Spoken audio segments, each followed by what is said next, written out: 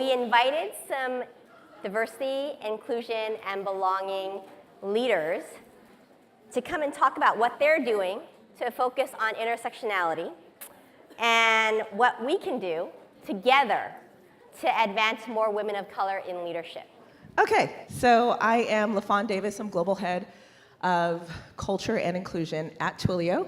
I've been in the culture, diversity, inclusion space in tech for a little over a decade. And my own intersectionality, is that, okay. So let's see, I am Black.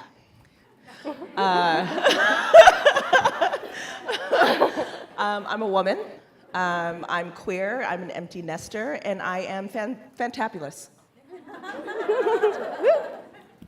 That. Nice. So Felicia Mayo, I am the leader of diversity and inclusion at Tesla.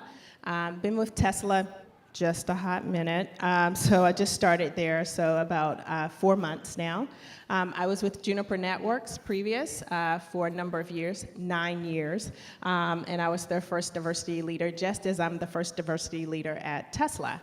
My intersectionality, I'm Black, confession, African American, and female, and socioeconomic status. I'm from a location that was ranked number 7 most impoverished on the list. Grew up there, didn't know that I was poor, which was quite interesting. And now I'm in Silicon Valley, still connected to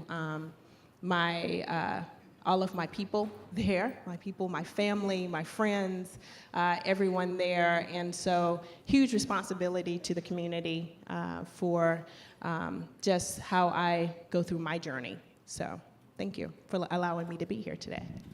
Hi everyone, I'm Lauren Jackman. I'm the inclusion practice leader here at Medallia, and I came into this role after working on the growth and development team at Medallia.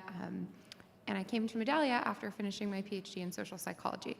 So I think I've been in industry now for 3.5 years, and our practice is a little over a year old. So really been enjoying the journey. My intersectionality, I'm Polish and Italian. I'm a woman. I have a hidden disability, so though it's something I live with, it's not something many people know about me when they meet me. And I guess that's it.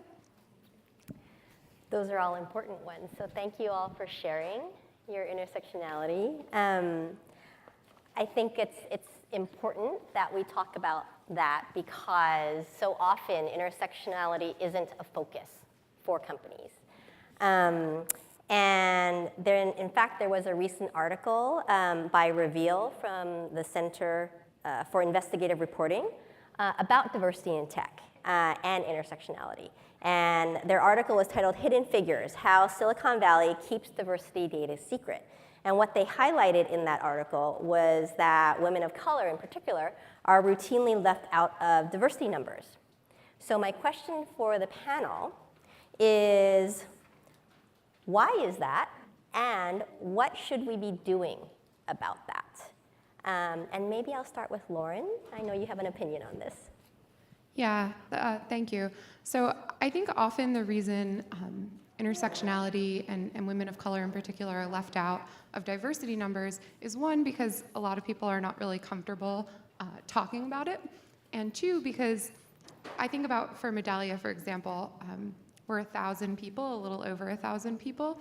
Those numbers get really small when you start looking at all the intersections, and I struggle with this idea that there's actual people behind the numbers that you're reporting on, and people are entitled to a certain amount of privacy about themselves as well. So people don't always want to be singled out as, I'm the only person on my team, I'm the only person in my department.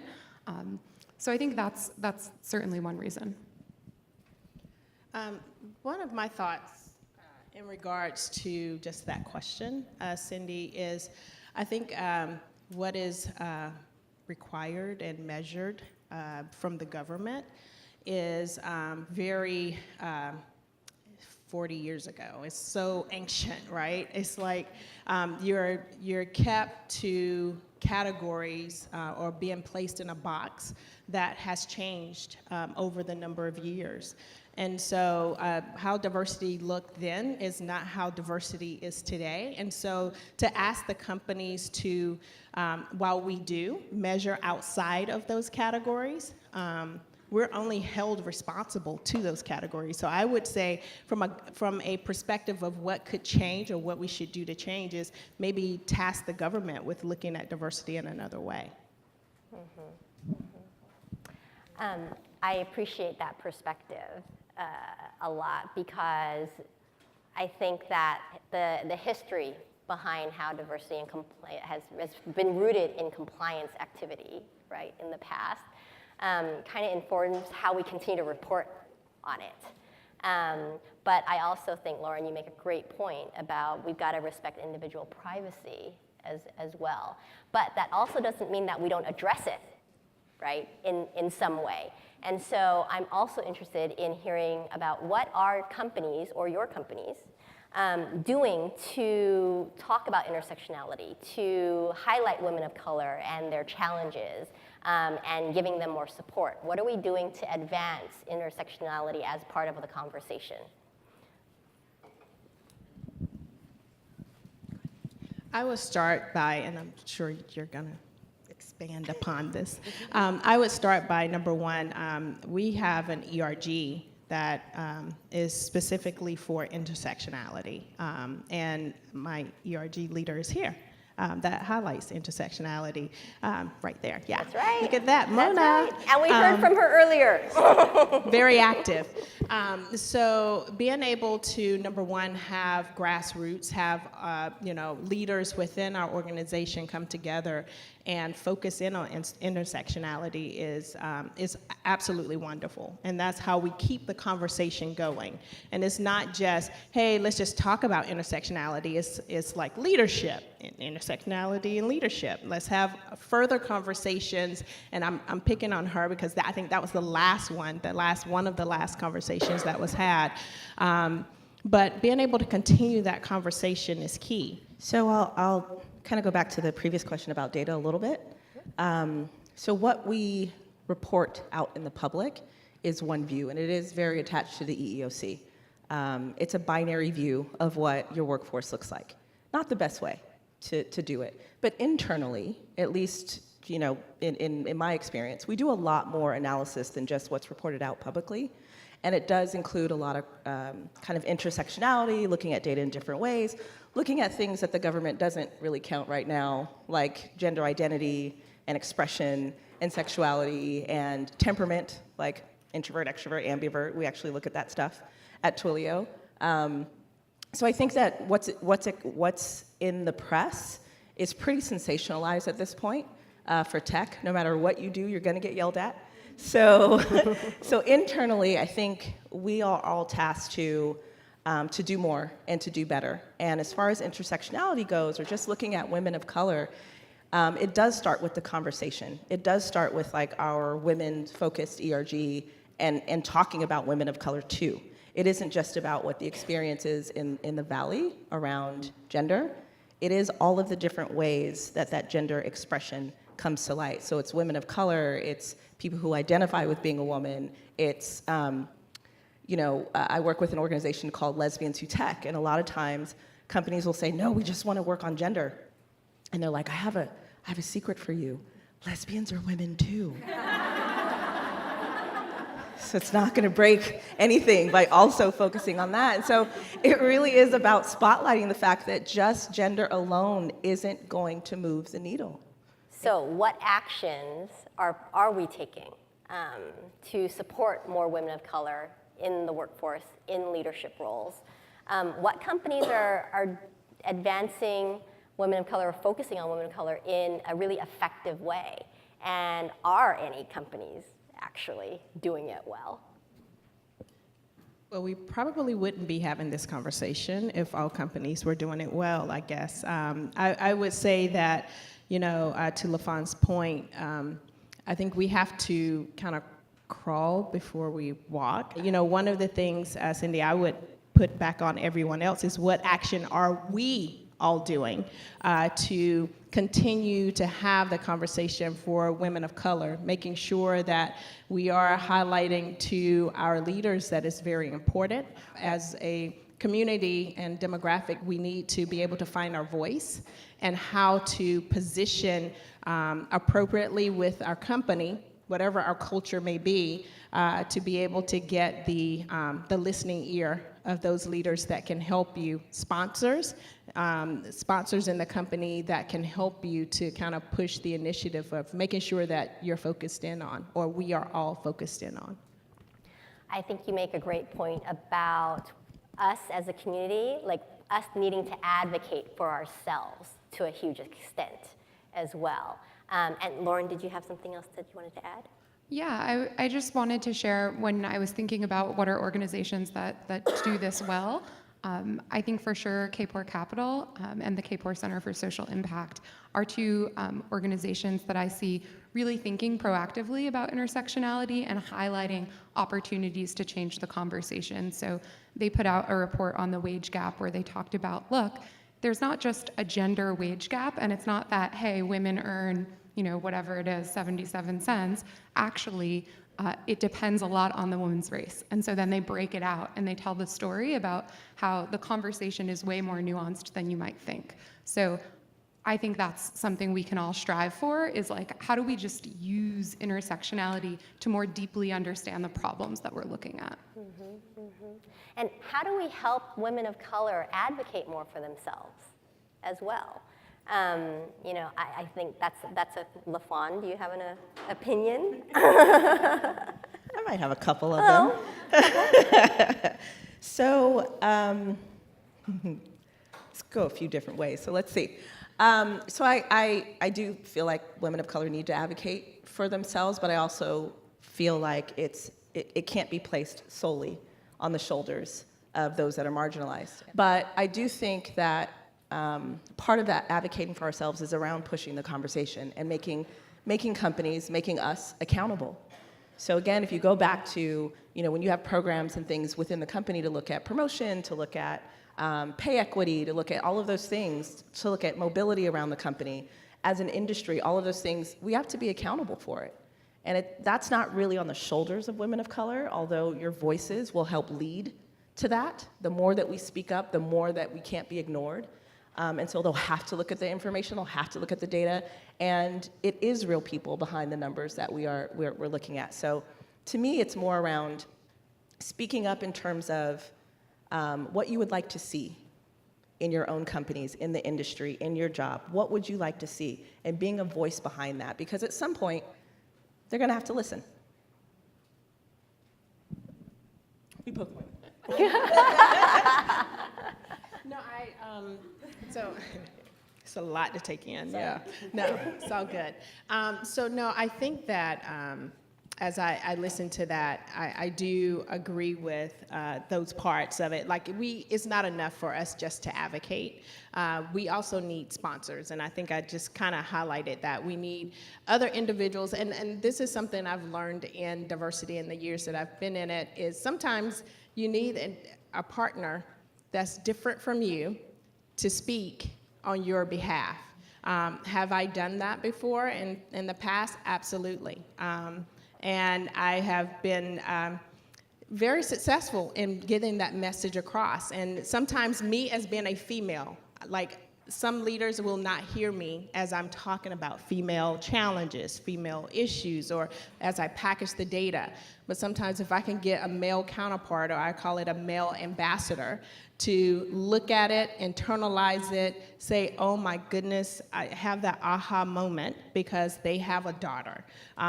Oh my goodness, this totally resonates with me, and they go in with passion, and before you know it, voila, whatever it was that you were looking for, it happens. And I call that being strategic. As you look at whatever demographic it is, it might be that you have to have that partnership across the company to get your message across. So I love what you're saying, Felicia, because I feel like what you're talking about is really like true allyship, right? And for women of color in particular, there's allyship from men, and there's also a need for allyship from white women, or non-women of color, right? So the question is, are women of color as a community getting the support they need from allies? And if not, what can we do to create that allyship? So, in my opinion, probably no, not yet, not enough support.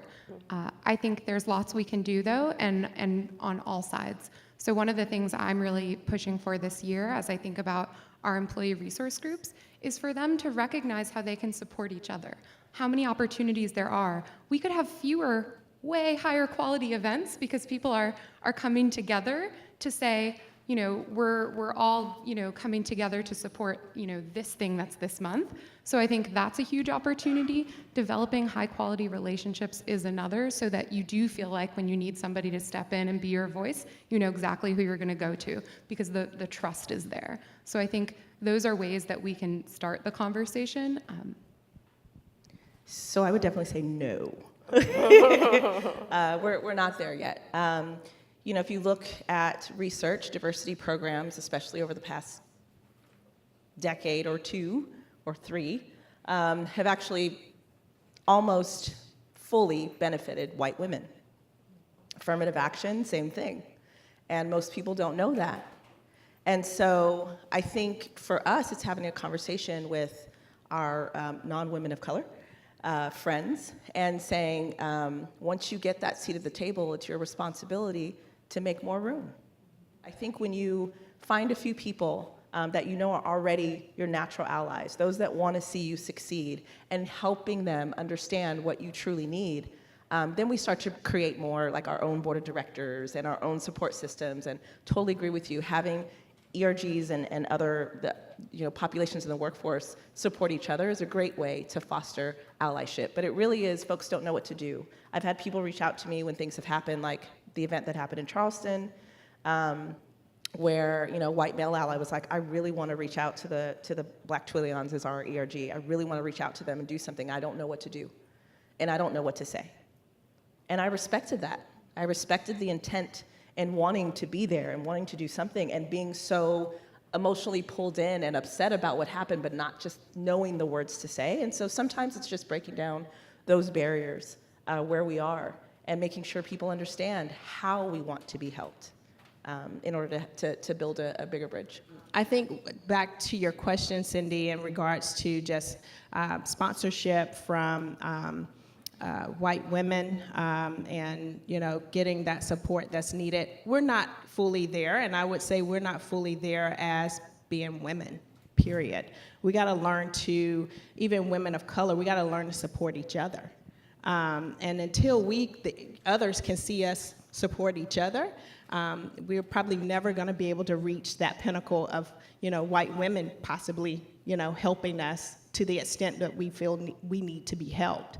And so I just thinking about, as through my journey, making sure that, I'm always looking at making sure that I'm helping another woman of color is key, but making sure I help another woman is key for me as well, because I can cast a larger net. Because I've also had many women, whether they're women of color as well as I've been fortunate to have white women support me to where I am today. Board of directors, where they said, I'm sponsoring you. I am sponsoring you. So being able to have those conversations with those leaders, the very one that's not like you is the one that you need to have there with you. So for me, I call it my tribe of supporters. I have a white male, I have 2 white females, and I have a Black female. That all of them, they're like my tribe of mentors and sponsors and executive coaches that I am always checking in with to ask, and I ask the same question to all of them, and I literally get different answers from all of them. And it's quite interesting because I probably would not be here if I didn't have the white male that was my executive coach that challenged me on some of the decisions I wanted to make, and he was like, why would you do that? Almost like disgusted by the fact that I was gonna go back to school at that point in my career, and basically said I would never do that. And I completely challenged me to the very end and said, let me go get you an African American or a black female that's an executive to see what she tells you to do. And because he wanted to challenge himself, and she agreed with me. So I was completely confused by that point. And so I went back to him and it's like, what do you want me to do? Dude, what are you trying to tell me? He's like, what I'm showing you is that every human has a different perspective. It is now up to you to make a decision and a choice. I am not like you. I did not grow up like you, and I understand I get certain privileges that you are not afforded to you. However, I am telling you, don't do it. I'm just telling you, step out. Don't do it. Step out of the box. And I did. I was like, okay, this is crazy, and I did it. And it's essentially left that company, went to the next, Juniper Networks, and it worked magically. And I was like, I still talk to him, I'm like, you're crazy. Like, oh my goodness. And it worked. This is crazy. I'm sure I was like, one of your experiments, right? But he's like, no, you actually stepped outside of what you knew. And I gave you what I knew.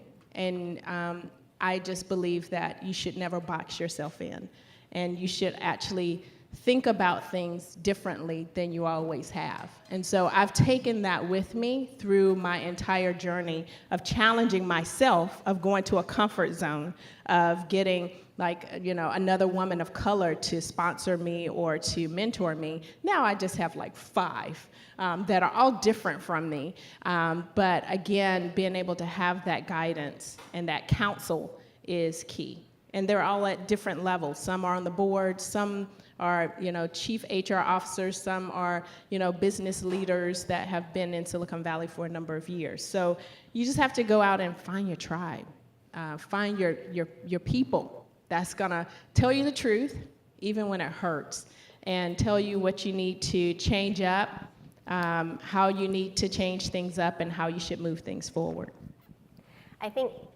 Thank you, first of all, for sharing that story with us, Felicia, because I think what I'm getting from that is, in order to create allyship, both sides have to be willing to cross that gap, right? To lean into your discomfort around not knowing another person's experience, or pushing yourself into another experience that you didn't necessarily imagine for yourself, right?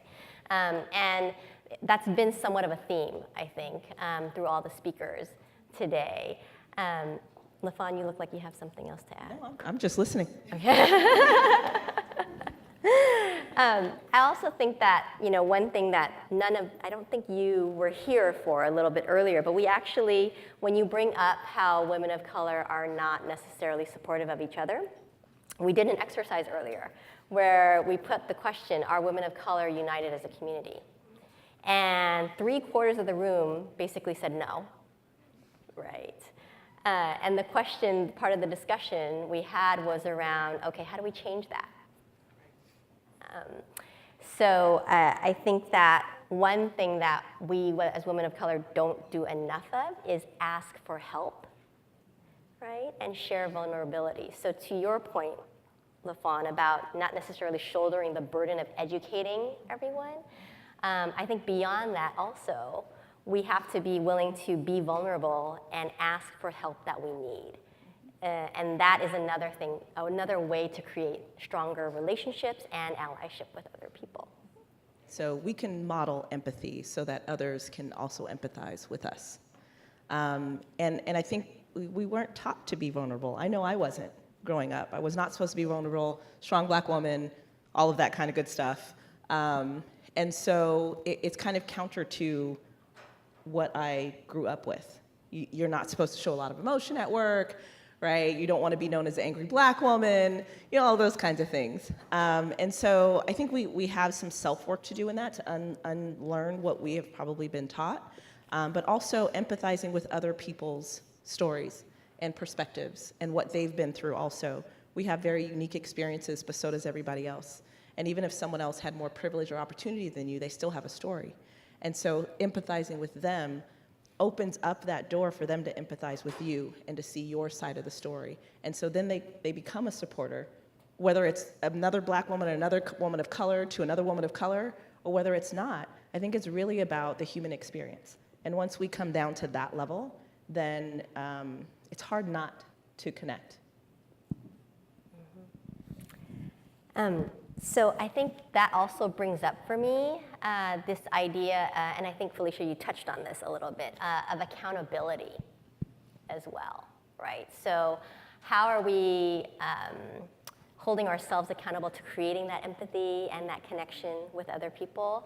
And how are we holding our leaders accountable to creating empathy with us, right?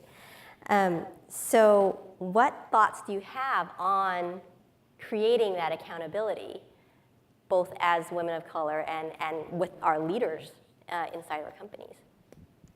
So I think a key thing for driving accountability for leadership is making sure you're asking them the questions. Are we missing something here? Are we obscuring outcomes if we're just looking at women as a category, right? Is that counterproductive? So making sure, like, we may not report on our intersectional identities, but we should be taking the lens, right? When we're doing our data analysis, we should have an understanding of where we're seeing disparate impact. And so asking leaders those questions, I think, is really central to driving the change. For me, I agree with that, and communication is key with the leaders. So I have the unique pleasure of not only being a diversity leader, but also I head up G&A HR. So that makes it really nice for me because I'm with all of the G&A leaders, CFO, CPO, general counsel, head of comms, and so to be able to have that entire audience to my full disposal, I think is huge because I can get them, first of all, having the CFO, I mean, he has all the money, right? So everybody's gonna listen to him. So being able to sit down and having an authentic conversation, like, this is where you are, this is where the company is. Now, what are your thoughts? Like, let me create a safe environment for you, even in 3.5, 4 months of, let's have a safe conversation. Let's talk about it. You tell me authentically, like, what does that mean to you? And how does that continue to breed the innovation and connect to our business strategy? And ultimately, make the revenue that all of us want to make, right? And so being able to speak to in his terms or in the leader's term is key because you're actually having a business conversation, but it has a little bit of empathy and feeling in it because you're asking, well, what do you feel about that? So I think building empathy is a skill set. And I don't think we should assume everybody knows how to express that. And so I think there is, not necessarily like putting executives through training classes, but there is definitely coaching that needs to happen. Again, we're unlearning things that we've been taught probably our entire lives, even as leaders. They learned how to lead a particular way, and it probably got them to a certain level.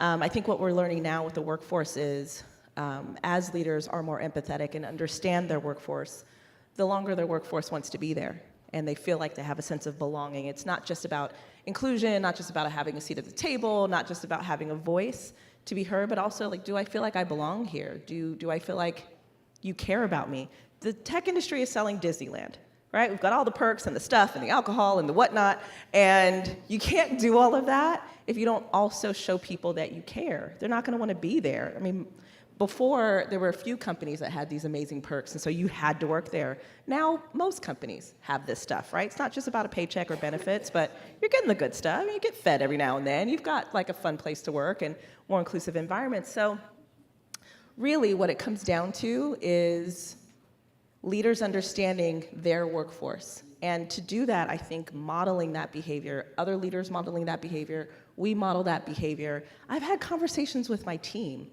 Like, you know, I am raising a young black man, and I bring to work with me things that you all don't have to worry about. I go to sleep with worries, and I wake up with the same. And I just want you to know that if sometimes I'm a little heavier than others, that's why. I just need you to understand that about me. It's not that I don't want to be here. It's not that I don't like working with you. That's what I'm bringing with me, even though I don't want to. And so sometimes people just understanding that, it's modeling empathy. And they're like, okay, this is actually okay. It is okay to be vulnerable. It is okay to be empathetic because it actually makes you a better human and makes people want to work with you. And leaders are starting to get that, but I really think it's a skill set that has to be learned. To that point, I think beyond modeling and to the point of a skill set that has to be learned, I also think that for those of us who are in positions where we're actually hiring, right, we should be thinking about looking at empathy as a skill set criteria for hire, right? If you're truly thinking about building an inclusive environment, you have to think about what is the type of talent that you're bringing in and the empathy that you're creating through that. I want to close with one question that I want you all to answer. One piece of advice that you want to give the audience here today on how to advance their own careers forward and create more inclusive environments where they are. I think the best piece of advice, so something that's been impactful for me, is build a meaningful, high-quality relationship with someone who is not like you. Let that person, let that connection help you create the changes you want to see in your environment, lean on that person, and think about how you can help each other. I think you heard mine earlier, exactly the same, but also be you. Celebrate who you are and be authentic to who you are. And I have to say that the moment I did that, I think it's like all doors open, and just, it seems like, unreal, but as soon as I embraced, all of me and who I am in, those moments where I'm vulnerable and I can, don't have to be the strong person at all times, the strong Black female at all times, is when it was very much so a revealing moment for me to where executives would actually see. And it was like, oh, you noticed, wow, this is interesting. And I just started talking to them as if they were humans and not superhuman.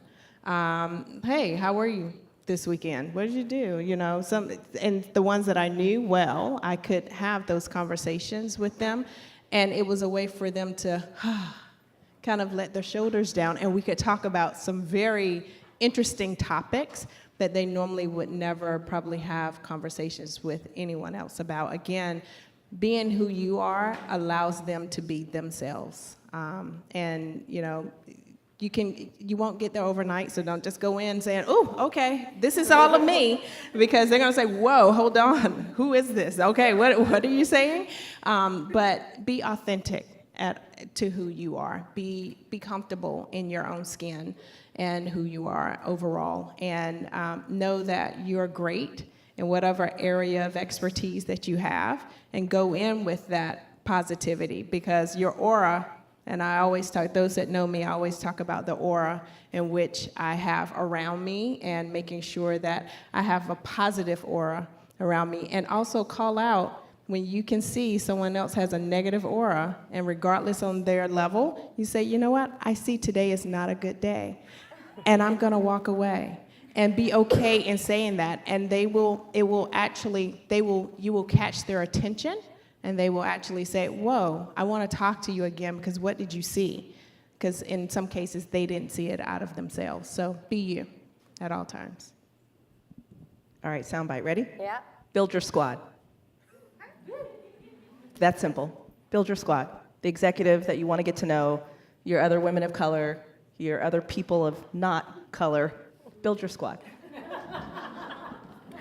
And on that note, we're closing.